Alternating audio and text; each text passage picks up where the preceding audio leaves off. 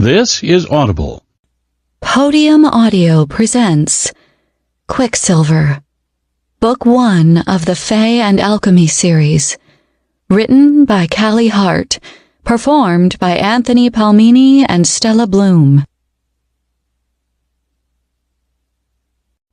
Chapter 1. The Climb. You know, there's really no need for all this violence.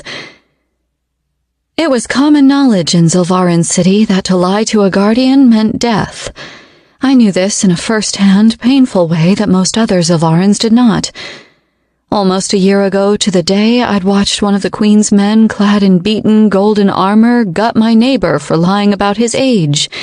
And before that, and far worse, I'd stood silently in the street while my mother's throat had been split wide open, spilling jets of hot peasant blood into the sun-baked sand.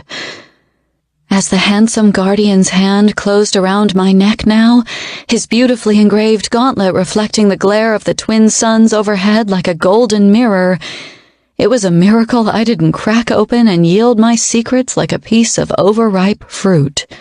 His metal-tipped fingers gouged deeper into the hollow of my throat. Name, age, ward. Spit it out. Low-tier citizens aren't permitted in the hub. He snarled. Like most cities, Zilvarin, the great and shining banner of the north, was fashioned after the shape of a wheel.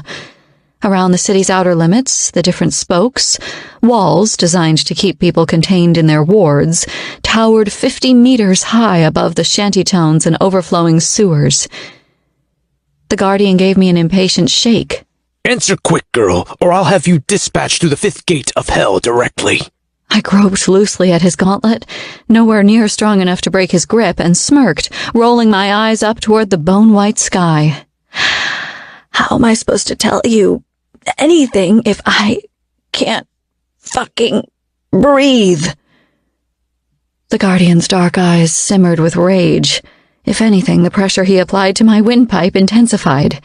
You have any idea how hot it is in the palace cells during reckoning, thief? No water? No clean air? The reek of rotting corpses is enough to make the High Executioner vomit. You'll be dead within 3 hours. Mark my words. The palace cells were a sobering thought. I'd been caught stealing once before and had been sent down there for a grand total of 8 minutes. 8 minutes had been enough. During reckoning, when the suns, Yvelia and Min, were at their closest and the afternoon air shivered with heat, being trapped below ground in the festering sore that passed as a prison beneath the immortal Queen's palace would not be fun. And besides, I was badly needed above ground. If I didn't make it back to the forge before dusk, the deal I'd spent hours brokering last night would fall through. No deal meant no water. No water meant the people I cared about would suffer. Much as it irked me, I submitted. Lissa Fossick, 24, single. I winked at him, and the bastard squeezed harder. Dark hair and blue eyes weren't common in the Silver City. He would remember me. The age I'd given him was real, as was my pathetic romantic status, but the name I'd provided wasn't. My real name? No way I was handing that over without a fight. This bastard would shit himself if he realized he had the Saeris Fane in his grasp. Ward, the guardian demanded. Gods alive, so insistent. He was about to wish he'd never asked. The third. The guardian shoved me down onto the blistering sand, and superheated particles scorched the back of my throat as I accidentally breathed them in. I sucked my next breath in through the sleeve of my shirt, but filtering out the sand that way only did so much. A couple of grains always worked their way through the fabric. The guardian staggered back. Residents of 3rd Ward are quarantined. Punishment for leaving the ward is... There was no punishment for leaving the 3rd. No one had ever done it before. Those unlucky enough to find themselves scraping out a living in the dirty back alleys and stinking side streets of my home usually died before they could even think about escape.